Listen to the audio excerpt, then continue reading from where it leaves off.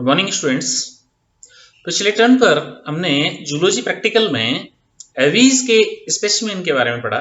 आज हम मेमेलिया के स्पेसिमेन के बारे में पढ़ेंगे। मेमेलिया के स्पेसिमेन जिसमें ओर्निथोरिंकस, टैकीग्लॉसस, ओपोसम, मैक्रोपस, बैट, लोरिस और स्केली एंटीटर ये अपने सिलेबस में है। तो इन स्पेसिमेन को पढ़ने से पहले हमें ये पता होना चाहिए कि मैमल्स होते क्या हैं, स्तनधारियों के क्या क्या कैरेक्टर्स होते हैं और उनका क्या क्लासिफिकेशन होता है। तो सबसे पहले मेमेलिया के जनरल कैरेक्टर्स और क्लासिफिकेशन। मेमेलिया जो शब्द है वो लैटिन भाषा के मेमीज शब्द से बना हुआ है, जिसका अर्थ होता है mammary glands for infant feeding, बच्चों को दूध पिलाने के लिए पाई जाने वाली स्तन ग्रंथियां। तो इन सभी जंतुओं में स्तन ग्रंथियां पाई जाती हैं, इसीलिए इनको मैमल्स कहा जाता है। स्तनधारी स्थलीय आवास के लिए पूर्णतया अनुकूलित कशेरुकी प्राणी होते हैं। Well adapted vertebrates for terrestrial living होते हैं। इनका शरीर सिर, गर्दन, धड़ और पूंछ 4 हिस्सों में विभाजित रहता है। ये गर्म रक्त प्राणी होते हैं, वार्म ब्लडेड एनिमल होते हैं। जरायुज यानी बच्चों को जन्म देने वाले विविपेरस एनिमल होते हैं। और टेट्रापोड वर्टिब्रेट होते हैं, 2 अग्रपाद और 2 पश्चपाद इनमें पाए जाते हैं। 2 जोड़ी पादों का पाया जाना, ये टेट्रापोडा इस सुपर क्लास में इसीलिए रखा गया है इनको। त्वचा में इनकी में सीवेशियस और श्वेत ग्रंथियां यानी पसीने की ग्रंथियां इनमें पाई जाती हैं। ऑयल ग्लैंड भी पाई जाती हैं। संपूर्ण शरीर पर बालों से ढका रहता है इनका संपूर्ण शरीर, यानी बालों का पाया जाना इनका एक कैरेक्टरिस्टिक फीचर है। इनका अंतः कंकाल वेल ओसिफाइड होता है, पूर्णतया अस्थिमय होता है। इनमें हड्डियों के अंदर अस्थि मज्जा पाई जाती है। पक्षियों की तरह अस्थि मज्जा अनुपस्थित नहीं होती है, इनमें पाई जाती है। मादाओं में बच्चों को दूध पिलाने के लिए स्तन ग्रंथियां या मेमोरी ग्लैंड्स पाई जाती हैं। वक्ष गुहा और उदर गुहा को पृथक करने वाला मांसपेशियों से बना हुआ डायाफ्राम पाया जाता है। डायाफ्राम का पाया जाना भी एक मैमल्स का कैरेक्टरिस्टिक फीचर है। पूर्ण रूपेण ये स्थलीय होने के कारण फुफ्फुसी श्वसन होता है इनके अंदर, यानी इनमें पल्मोनरी रेस्पिरेशन ही होता है, गिल्स एब्सेंट होते हैं। मुख में जबड़े होते हैं और जबड़ों पर दांत पाए जाते हैं। और वो दांत जो हैं वो उसके 3 कैरेक्टरिस्टिक फीचर हैं। थिकोडोंट यानी गर्तों में धसे हुए गर्तदंती, डाइफायोडोंट यानी जीवन में 2 बार आने वाले, और हेट्रोडोंट यानी विविध प्रकार के आकार प्रकार के, जिसमें इंसाइजर, केनाइन, मोलर, प्रीमोलर इस प्रकार के पाए जाते हैं, उनको हेट्रोडोंट डेंटिशन इनमें पाया जाता है। इनमें जो कपाल चालित जबड़े का जुड़ाव है वो क्रेनियोस्टाइलिक जॉ सस्पेंशन पाया जाता है, यानी कि जो लोअर जॉ है, निचला जबड़ा, वो खोपड़ी से किस प्रकार से जुड़ा हुआ है वह कहलाता है जॉ सस्पेंशन। तो इसमें क्रेनियोस्टाइलिक प्रकार का जॉ सस्पेंशन पाया जाता है, अर्थात जिसमें निचला जो जबड़ा है वो कपाल की स्क्वामोजल बोन से जुड़ा रहता है, हड्डी से जुड़ा रहता है। 2 नासारंध्र होते हैं। इसकी खोपड़ी में 2 ऑक्सीपिटल कॉन्डाइल पाए जाते हैं, जिसके फलस्वरूप इनकी गर्दन 180 डिग्री तक ही घूम सकती है, 360 यानी पूरी पक्षियों की तरह नहीं घूम सकती। ये गर्म रक्त प्राणी होते हैं, अर्थात इनका जो बॉडी का टेम्परेचर है वह बदलते हुए वातावरणीय टेम्परेचर के सापेक्ष कांस्टेंट होता है, नियत होता है, बदलता नहीं है। और बदलती है इसीलिए इनको होम्योथर्म्स या जो है होम्योथर्म्स या वार्म ब्लडेड एनिमल कहा जाता है। इनकी पसलियां द्विशाखित होती हैं। एसिटाबुलम छिद्रमय होता है। वाक कोश पर ध्वनि तंत्र पाए जाते हैं। और मस्तिष्क उच्च विकसित प्रकार का होता है। इनमें 12 जोड़ी कपाल तंत्रिकाएं पाई जाती हैं। और इनकी दृष्टि और ध्वनि ये सब संवेदी अंग जो हैं वो तीव्र विकसित प्रकार के होते हैं। इनमें बंद प्रकार का परिसंचरण तंत्र पाया जाता है। हृदय 4 कोष्ठीय होता है, जिसमें 2 आलिंद और 2 निलय होते हैं। डबल सर्कुलेशन होता है, दोहरा परिसंचरण तंत्र पाया जाता है। और इनकी आरबीसी केंद्रक विहीन पाई जाती है, केंद्रक नहीं पाया जाता। तो इनमें जो वृक्क है वो मेटानेफ्रिक यानी कि उच्च विकसित प्रकार का होता है। यूरियोटैलिक प्राणी होते हैं, यानी यूरिया निकालते हैं। मूत्र नलिका, मूत्राशय, मूत्र द्वार सारे उपस्थित होते हैं। गुदा द्वार अलग से उपस्थित होता है, यानी इनमें अवस्कर नहीं होता, बल्कि गुदा और मूत्र द्वार दोनों अलग अलग पाए जाते हैं। इनमें लैंगिक द्विरूपता यानी सेक्सुअल डायमॉर्फिज्म वेल मार्क्ड होती है, स्पष्टता पाई जाती है, यानी नर और मादा दोनों अलग अलग स्पष्ट दिखाई देते हैं। दोनों में सक्रिय अंडाशय, बोध में जो ओवरी हैं वो फंक्शनल होती हैं। इनमें अंतःकरण भी होता है, मध्यकर्ण भी होता है और बाह्यकर्ण भी होता है, यानी बाह्यकर्ण पिन्ना का पाया जाना स्तनधारियों का लाक्षणिक गुण है, कैरेक्टरिस्टिक फीचर होता है। ये अपने साथी को पटाने का व्यवहार यानी कोर्सिव बिहेवियर प्रदर्शित करते हैं। नरों में मैथुनांग पाया जाता है और वृषण शरीर से बाहर वृषण कोष में पाए जाते हैं। मैथुन के द्वारा अंतः निषेचन होता है। ये जरायुज प्रकार के प्राणी होते हैं, बच्चों को जन्म देते हैं। और अंडे इनके अपीतिकी या सूक्ष्म पीतिकी प्रकार के होते हैं। इनमें पूर्णभंजी और समान विदलन यानी इक्वल क्लीवेज पाया जाता है। भ्रूणीय विकास मादा के गर्भाशय में होता है और 4 भ्रूणीय झिल्लियां पाई जाती हैं उस भ्रूण के चारों ओर, एमनियोन, कोरियोन, एलेंटोइस और यॉर्क सैक। इनका चारों का अलग अलग फंक्शन होता है। प्लेसेंटा पाया जाता है। प्लेसेंटा यानी कि भ्रूण और माता के बीच में जो कनेक्शन है, कनेक्टिंग जो लिंक है वो पाया जाता है। पैतृक रक्षण इनमें बहुत ज्यादा पाया जाता है। अब इसकी क्लासिफिकेशन की बात करें तो स्तनधारियों की जो स्पीसीज की संख्या है इस संसार में, लगभग 4700 से अधिक प्रजातियां इसकी स्तनधारियों की पाई जाती हैं। और उन प्रजातियों को क्लासिफाई करने के लिए उसमें 3 सब क्लासेस में बांटा गया है। क्लास मैमेलिया इज सबडिवाइडेड इनटू 3 सब क्लासेस। पहली सब क्लास है प्रोटोथीरिया, यानी ऐसे मेमल्स जो सबसे पहले मेमल्स बने। मेमल्स और रेप्टाइल से मेमल्स का विकास हुआ है, तो रेप्टाइल और मेमल के बीच की कड़ी कह सकते हैं इनको, प्रोटोथीरियंस हैं। इनको मोनोट्रेम्स भी कहा जाता है क्योंकि इनमें गुदा और मूत्र द्वार अलग अलग छिद्र नहीं होते, लेकिन एक ही छिद्र के द्वारा ये अपना दोनों से काम चलाते हैं, इसीलिए इनको मोनोट्रीमेटा या मोनोट्रेम्स कहा जाता है, जैसे कि डकविल प्लेटिपस और एकिडना। दूसरा सब क्लास है मेटाथीरिया। मेटाथीरिया जिनके अंदर अपरिपक्व शिशुओं को जन्म दिया जाता है। इनमें ओवोविविपेरिटी पाई जाती है।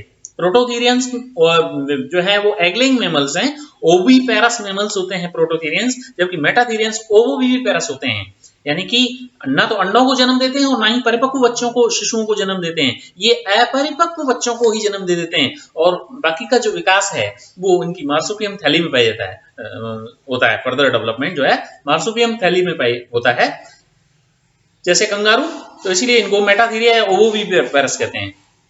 तीसरे प्रकार के हैं सब क्लास यूथीरिया, जिनको ट्रू मेमल्स कहा जाता है, या जिनमें विविपेरिटी पाई जाती है, कंप्लीट विविपेरिटी पाई जाती है। ये परिपक्व शिशुओं को जन्म देते हैं, जैसे कि स्क्वेरल है, मंकी है, मैन है, ये इसका क्लास मैमेलिया के हैं।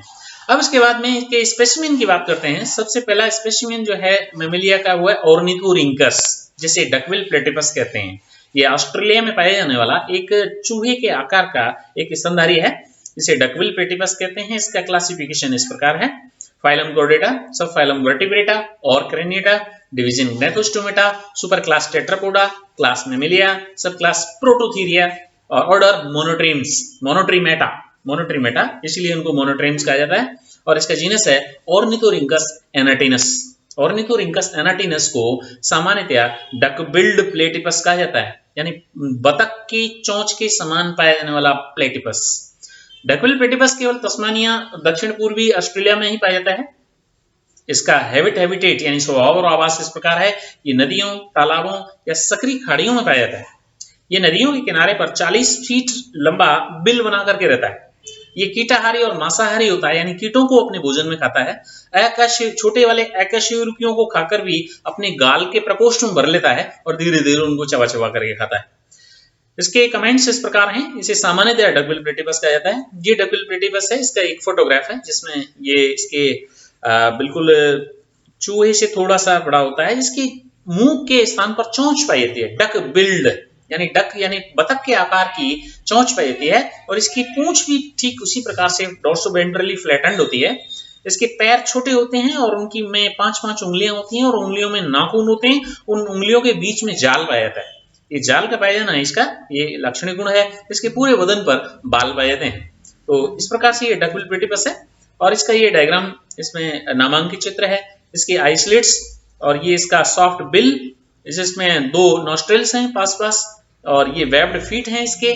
मेल है position spike like inside the black legs, spike के समान इनमें ब्लैक पाया जाता है, और इनकी फ्लेट टेल पाई जाती है। ब्राउन और फुरी स्लीक बॉडी होती है इनकी। ये पानी में तैर सकते हैं और जमीन पर भी ये चल सकते हैं, वॉक कर सकते हैं। डकविल प्लेटिपस लगभग 50 सेंटीमीटर लंबा होता है। इसके शरीर पर छोटा गहरे भूरे रंग का यानी सॉफ्ट वूली हेयर का फर पाया जाता है, यानी इसकी जो स्किन है, स्किन और बालों को मिलाकर के फर कहा जाता है। ये सॉफ्ट वूली फर होता है इनका। सिर छोटा होता है, धड़ मोटा होता है और पूंछ चपटी होती है। जबड़े आगे की ओर बढ़कर के एक चोंचनुमा अप्रोच इस प्रकार से यानी बतख की सी चोंच बना लेते हैं। छोटी छोटी आंखों पर निमेषक पटल पाई जाती है। गुदा के स्थान पर एक अवस्कर द्वार पाया जाता है। वृषण उदर गुहा में स्थित होते हैं। शिश्न केवल वीर्य को बाहर निकालने का कार्य करता है, मूत्र को बाहर नहीं निकालता। मूत्र के लिए अवस्कर द्वार से ही बाहर निकलता है। मस्तिष्क में सरीसृपों की तरह बेलनाकार प्रमस्तिष्क गोलार्ध यानी सेरेब्रल हेमिस्फीयर और अविस्तृत लघु सेरिबेलम होने के कारण ये सरल प्रकार का था। डकविल प्लेटिपस में मुख के स्थान पर चोंच का पाया जाना ये सबसे इंपॉर्टेंट कैरेक्टर है, इसीलिए उसका नाम डक बिल्ड प्लेटिपस रखा गया। इसकी कशेरुका एम्बिसिलस प्रकार की होती हैं। इसमें स्टर्नम जो है वो अति विकसित प्रकार का कीलेलेस होता है। वसंत ऋतु में डकविल प्लेटिपस मादा बिल के अंदर पौधों की जड़ों से घोंसला बनाती है और एक बार में उस घोंसले में 1 से 3 अंडे देती है, या तो 1 या 2 या 3 अंडे देती है। प्रत्येक अंडे से लगभग आधा सेंटीमीटर लंबा शिशु निकलता है कुछ समय बाद में, परिवर्तन के बाद में। डकविल प्लेटिपस मादा के स्तनों पर निपल्स नहीं पाए थे। निपल्स का नहीं होना ये इनका कैरेक्टरिस्टिक फीचर है। स्तनों से स्वतः ही निकलने वाले दूध को शिशु जो है वो चाट करके अपना पेट भरता है। इसके विशिष्ट लक्षण इस प्रकार हैं। डकविल प्लेटिपस एक अंडज स्तनी है, यानी ओविपेरस मैमल है, एग लेइंग मैमल है। ये सरीसृप और स्तनधारियों के दोनों के लक्षण प्रकट करता है, इसीलिए सभी मोनोट्रीम्स जो हैं वो उन दोनों के बीच की योजक कड़ी बनाते हैं, यानी रेप्टाइल्स और मैमल्स। इन मोनोट्रीमेटा से ही पता चलता है कि मैमल्स का विकास रेप्टाइल से हुआ है। इसमें कर्ण पल्लव यानी बाह्य कर्ण का अभाव होता है। रेप्टाइल्स जैसे रेप्टाइल्स में नहीं पाया जाता, उसी प्रकार से मोनोट्रीम्स में किसी में भी बाह्य कर्ण पिन्ना नहीं पाया जाता। बाकी की मेटाथीरियंस और यूथीरियंस में पिन्ना पाया जाता है। मस्तिष्क में कॉर्पस कैलोसम का अभाव होता है, यानी कॉर्पस कैलोसम नहीं पाया जाता। तो इस प्रकार से डकविल प्लेटिपस के बारे में। दूसरा एनिमल है टैकीग्लोसस या एकिडना। एकिडना का क्लासिफिकेशन इस प्रकार है। Phylum Chordata, sub phylum Vertebrata, division Gnathostomata, super class Tetrapoda, class Mammalia, sub class Prototheria, order Monotremata और जीनस टैकीग्लोसस स्पिकुलेटस। टैकीग्लोसस एक्यूलेटस है, स्पिकुलेटस नहीं, एक्यूलेटस है, ACULATUS aculeatus, commonly known as echidna और स्पाइनी एंटीटर के नाम से जाना जाता है। इसका भौगोलिक वितरण इस प्रकार है। एकिडना ऑस्ट्रेलिया, तस्मानिया और न्यूगिनी में पाया जाता है। ये भी बिलकारी जीवन व्यतीत करता है। ये रात्रिचर होता है और चींटियों को खाता है, इसीलिए इसका नाम आंट ईटर है, इसीलिए इसको चींटीखोर कहते हैं।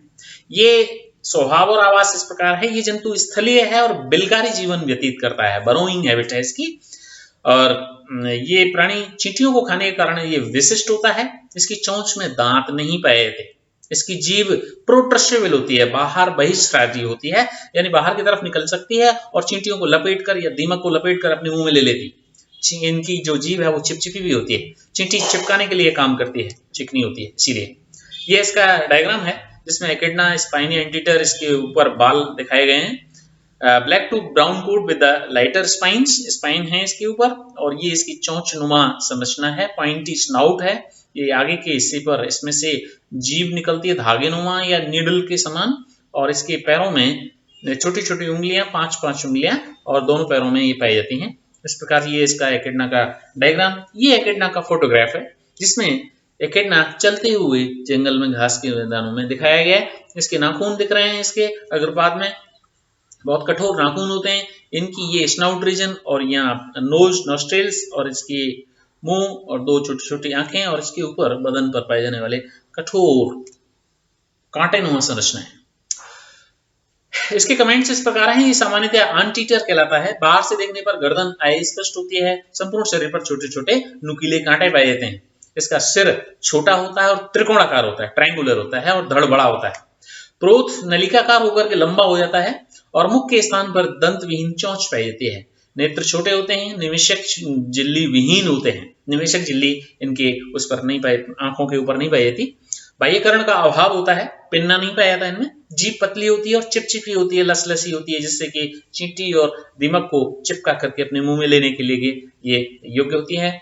मेखलाएं यानी गर्डिल्स और पाद रेप्टिलिया की तरह होते हैं, बिल्कुल रेप्टाइल्स की तरह इसके करेक्ट इंटरनल एंडोस्केलेटन है। एनाटॉमिकल फीचर्स जो हैं वो रेप्टाइल से मिलते हैं। पैरों में पाद जाल का अभाव होता है। अपने तीव्र नखों का उपयोग चींटी के बिलों को खोदने के लिए करता है, यानी उनको खोद करके और गिरा देता है, और चींटी जब बाहर निकलती हैं तो उनको खा जाता है। पश्चात की दूसरी उंगली में एक टॉयलेट क्लॉ पाया जाता है जो शूलों को साफ करने का काम करता है। नर की टार्सस में एक खांचदार विष स्पर होता है। नर में भी दुग्ध ग्रंथियां होती हैं जिससे दूध का स्रावन होता है। इस स्थिति को, जिसमें नर और मादा दोनों में ही स्तन ग्रंथियां पाई जाती हों और दूध लाने का काम करते हों दोनों ही, ऐसी स्थिति को या ऐसे फिनोमिनन को गायनेकोमैस्टीजिया कहते हैं, जिसमें माता पिता दोनों ही शिशुओं को दूध पिलाते हैं। स्तनों पर निपल्स का अभाव होता है और दुग्ध ग्रंथियां यानी मार्सुपियल पाउच के अंदर ही खुलती हैं। मादा अपने अंडों को इसी कोष्ठ में देती हैं जहां पर इनका पोषण होता है। इसका विशिष्ट लक्षण अगर देखें तो विशिष्ट लक्षण इस प्रकार है। एकेडना जो होता है उसकी फाइलोजेनेटिक इंपॉर्टेंस है, यानी फाइलोजेनेटिक इंपॉर्टेंस इसलिए है कि रेप्टाइल्स और मैमल्स के बीच की योजक कड़ी का काम करते हैं। इनमें दोनों के ही लक्षण पाए जाते हैं। ये प्राणी चींटियों को खाने के कारण विशिष्ट हैं अपने आप में।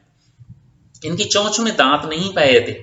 जीभ इनकी प्रोट्रसेबल यानी बाहर निकलने के योग्य होती है। जीभ का पिछला हिस्सा कीटों को पीसने के लिए दांतेदार होता है। इसकी लार से चींटियों को निकलने वाला फॉर्मिक एसिड उदासीन कर देता है। तो this is all about duckbill platypus and echidna. Thank you very much.